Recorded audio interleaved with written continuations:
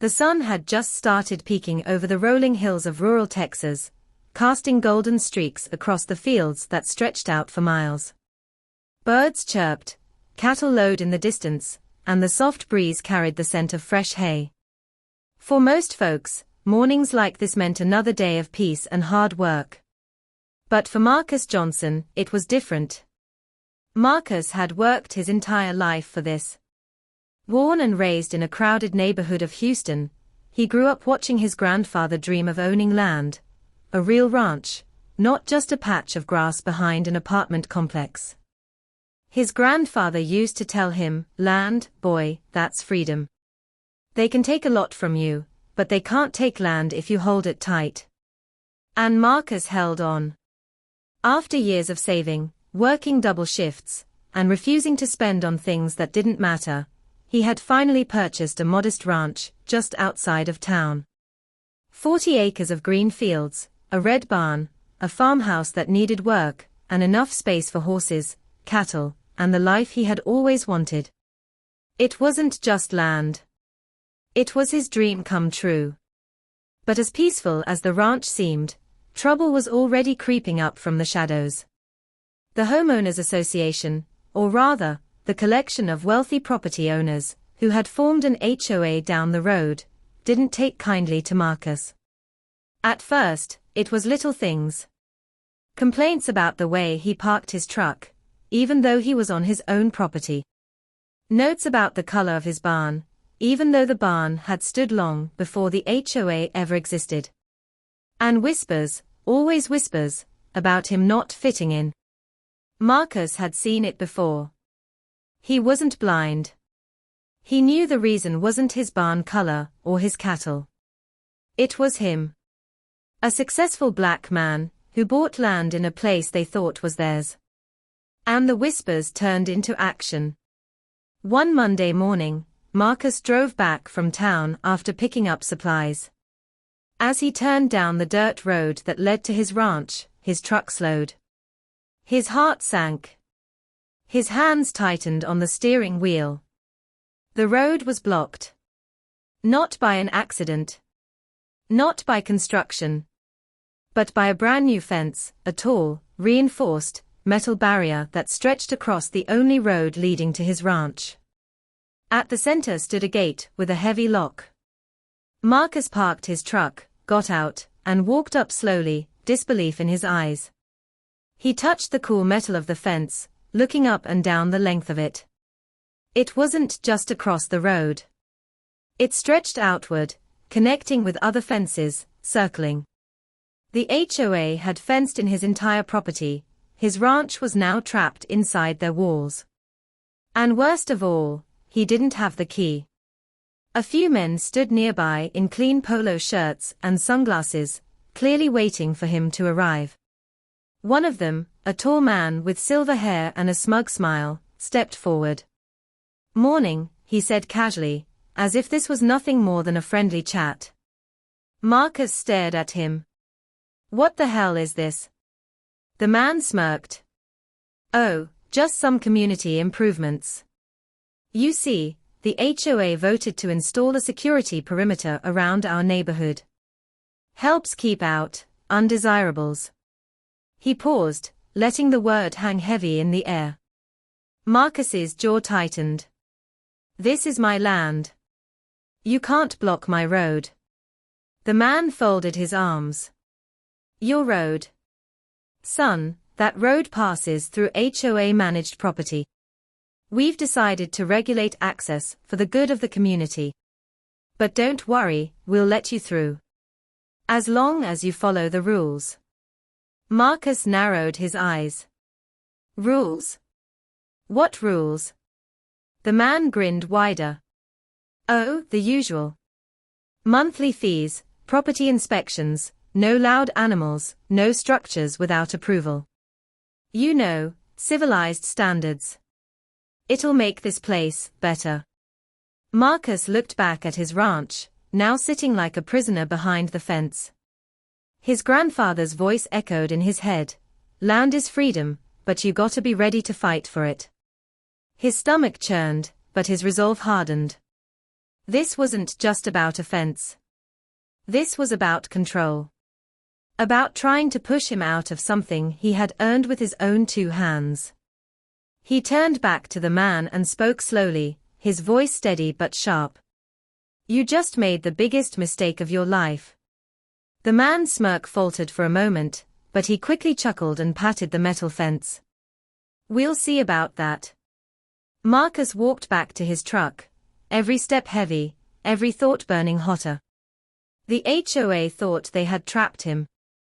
Thought they could fence him in and make him bend to their rules. But Marcus wasn't about to give them that satisfaction. If they wanted to play games, he'd play too. And he was about to make his move, the kind of move they'd never see coming. Marcus sat on his porch that evening, staring at the distant fence line. The sun dipped low, painting the sky in shades of orange and purple, but instead of peace, his land felt like a prison yard. Every time the wind shifted, he could hear the faint rattle of the newly built metal gates. His horses were unsettled too, pacing near the barn, confused by the sudden barrier between them and the open road they were used to seeing. His cattle huddled close, as if sensing their owner's frustration. Marcus leaned forward, resting his elbows on his knees, clenching and unclenching his fists. He wasn't the type to fold under pressure.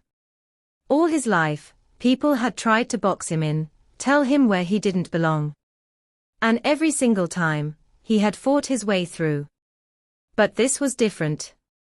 The HOA had used the law, or at least the appearance of the law, to box him in. They weren't just being loud neighbors or sending passive-aggressive letters. They had built a physical wall, daring him to challenge it. He knew storming over there with bolt cutters would only get him arrested. That was exactly what they wanted, an excuse to drag him out in handcuffs, humiliate him, and maybe even push him off his land. No, Marcus thought, this required something bigger. Smarter. That night, he drove into town and sat in the corner booth of the local diner, nursing a cup of black coffee. He opened his notebook and started scribbling, piecing together everything he knew about the HOA. They weren't just nosy neighbors. They were investors. Most of them had money tied into the Community Development Corporation that managed the surrounding land. The fence, though sudden, had to be built on property that wasn't his. Which meant there were legal loopholes. The HOA had authority only because they controlled the parcels of land surrounding his road. Marcus tapped his pen against the paper, his mind racing. If they controlled the land, they controlled the access. But what if he controlled the land instead? The thought lit a fire inside him. The next morning, Marcus drove down to the county clerk's office. The lady at the front desk, an older woman with reading glasses perched low on her nose, looked up as he entered. "Can I help you, sir?" "Yes," Marcus said politely. "I need property records for the parcels around County Road 18, specifically near Lot 27. She raised a brow but didn't ask questions. After a few minutes of clicking through her computer system, she slid a folder across the counter. "That's the file." Marcus thanked her, took the folder to a quiet corner, and began studying the maps and deeds. And then he saw it. The fence and gate had been built across a strip of land that technically didn't belong to the HOA. They had been leasing it from a private owner, an elderly rancher, who had moved out of state years ago. The HOA had convinced him to sign a cheap lease, and they used it to justify their so-called security barrier. Marcus grinned. Because leases could expire. And leases could be bought out. Within days, Marcus tracked down the old rancher. The man lived 2 states away now, in a retirement community, and was more than happy to sell the strip outright. "Never liked that HOA anyway," the old man chuckled over the phone. "If you want it, son, it's yours." Marcus didn't hesitate. He liquidated some of his savings, signed the papers, and became the new owner of the property. Not just any property, the property with the only gate and the only key. That night, he drove back to the ranch. The fence was still there, tall and smug, the lock glinting in the moonlight. But Marcus's grin was wider than the Texas horizon. The next morning, the HOA gathered for one of their meetings at the clubhouse, near the entrance of their neighborhood. They sipped coffee and congratulated themselves on how orderly things had become. Then Marcus walked in, boots tapping against the polished floor. The room fell silent. "Mr. Johnson," said the silver-haired man from before, clearly irritated. "This is a private meeting. You can't just walk in here." Marcus pulled out a folded document from his jacket and slapped it on the table. "Actually, I can. Because this," he tapped the paper, "says I own the land your precious gate is sitting on." Murmurs erupted around the room.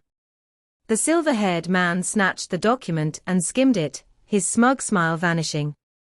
You bought it," he stammered. "That's right," Marcus said, his voice calm but sharp. "And since I own it, that means I own the gate. The lock. The key. The whole damn fence if I feel like it." The room was dead quiet.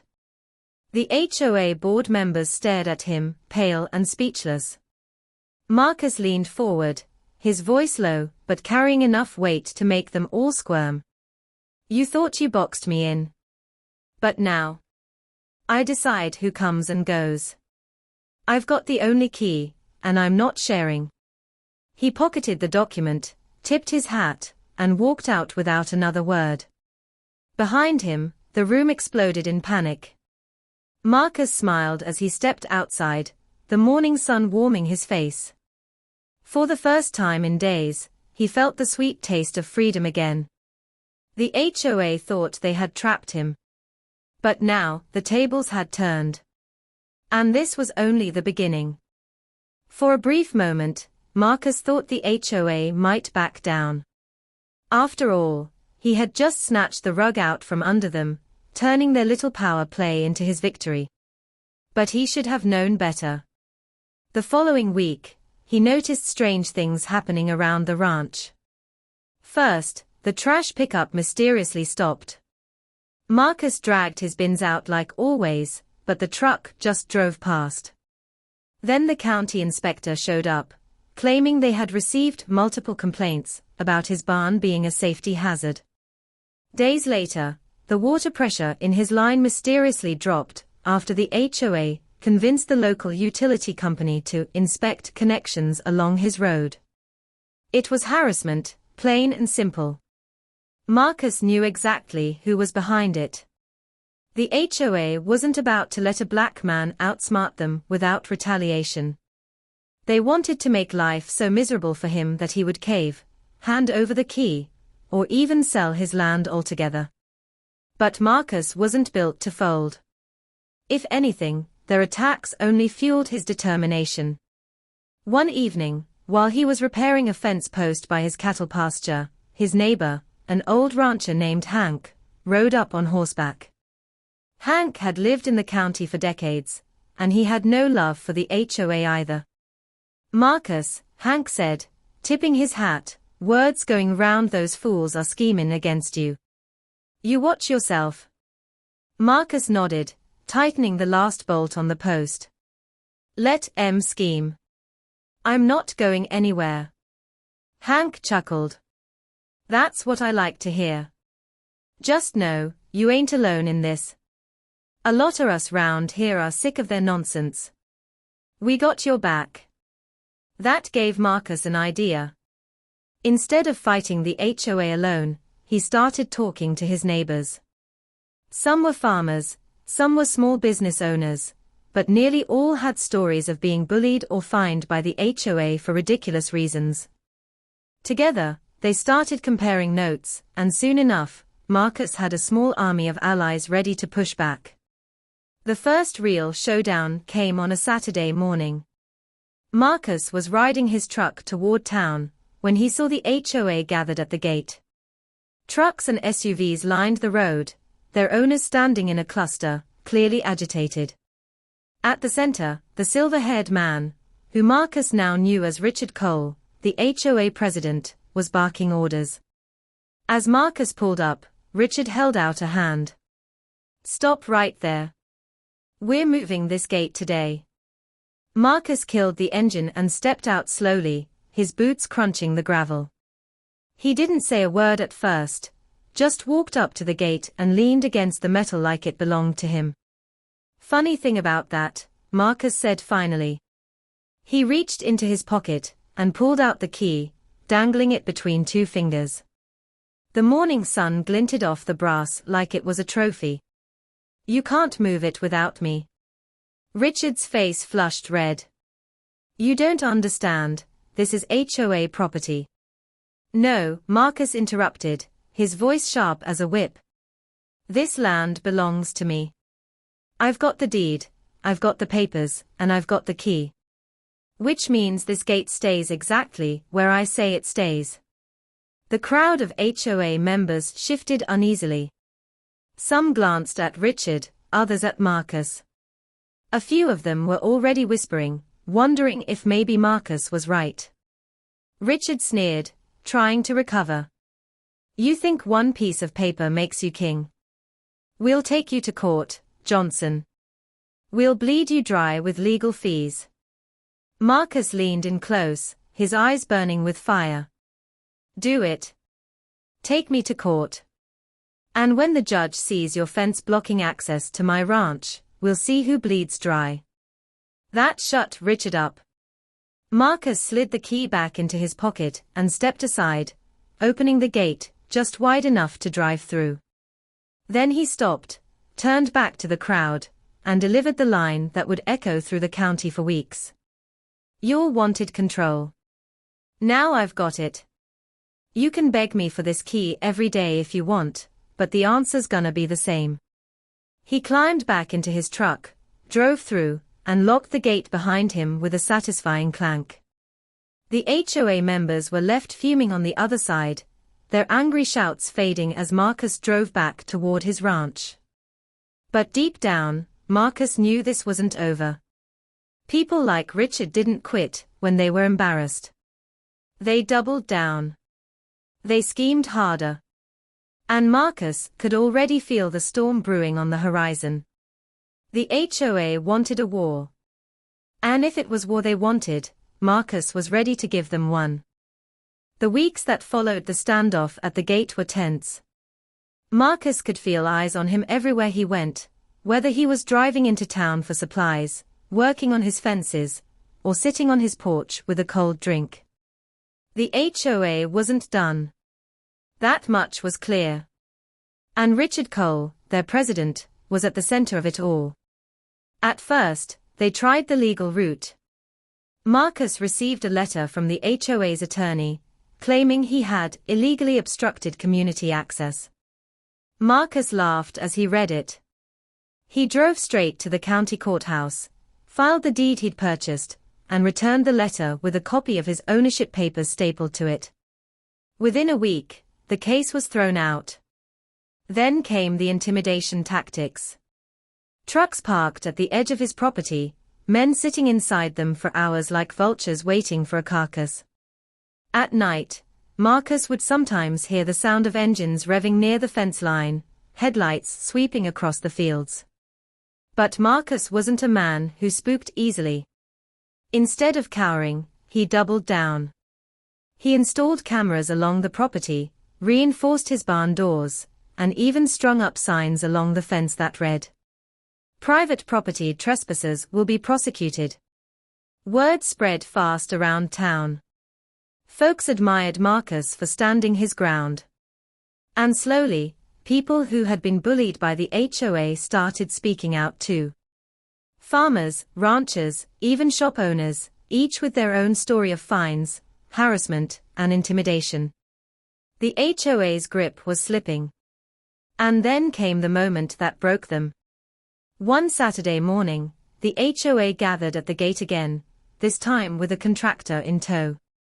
Richard Cole, red-faced and furious, had apparently hired the crew to tear down the gate. He claimed it was an unlawful obstruction of community property. Marcus got a call from Hank, his neighbor, who saw the trucks pulling up. Within minutes, Marcus roared down the dirt road in his pickup, stopping just short of the crowd. He climbed out, calm but ready. "What the hell do you think you're doing?" Marcus asked, his voice carrying across the road. Richard turned, smug as ever. "We're taking down this gate. Enough is enough." The contractor crew looked uncomfortable. They weren't HOA members, they were just guys hired for a job. And judging by the way they glanced at Marcus, they knew they were caught in the middle. Marcus pulled out a folded stack of papers from his jacket. "Not so fast. You see this? This is the deed. This land is mine. This gate is mine. And if you so much as touch it, I'll have you charged with destruction of private property." The contractor foreman stepped forward, frowning. "Hold on. You own this." Marcus handed him the papers. The foreman skimmed them, his face shifting from suspicion to certainty. He turned back to Richard. "He's right. This is his land. We can't do this." Richard's face turned crimson. "I'm paying you. Tear it down." The foreman shook his head, handed the papers back to Marcus, and motioned for his men. "Sorry, sir. We're not touching this. You're on your own." The crew packed up their tools and drove off, leaving Richard and the HOA standing dumbfounded at the gate. That's when Marcus struck the final blow. He reached into his pocket, pulled out the key, and dangled it for everyone to see. Then, with a grin, he dropped it into his pocket and said, "From now on, if you want to pass through this gate, you'll need to ask me." Politely. The HOA members erupted into angry protests, but Marcus wasn't finished. He had prepared something special for this moment. From his truck bed, he pulled out a sign he had made the night before. "Access by permission only, contact landowner." He bolted it directly onto the gate, right under the HOA's old community security plaque. The symbolism was perfect. The HOA's little empire now stood behind his rules, his control, and his key. Richard shouted, sputtered, even threatened more lawsuits. But Marcus just tipped his hat, climbed into his truck, and drove back through the gate, locking it firmly behind him. As the dust settled, Richard and the HOA stood powerless, humiliated in front of their own members. And word spread quickly. Within weeks, more neighbors began resisting the HOA. People stopped paying their ridiculous fines, started challenging their authority, and even organized petitions to dissolve the HOA altogether. Without their fence and without control of the gate, the HOA had lost its power. Marcus, meanwhile, enjoyed a new kind of peace. His ranch was safe, his cattle roamed without interference, and his porch once again became a place of quiet evenings instead of constant worry. Every now and then, when he drove past the gate, Marcus would pat the key in his pocket and smile. The HOA had tried to box him in. They had tried to take his freedom. But in the end, he didn't just win, he owned the very key to their failure. And as his grandfather had told him long ago, land was freedom. Marcus had fought for it. And he had won.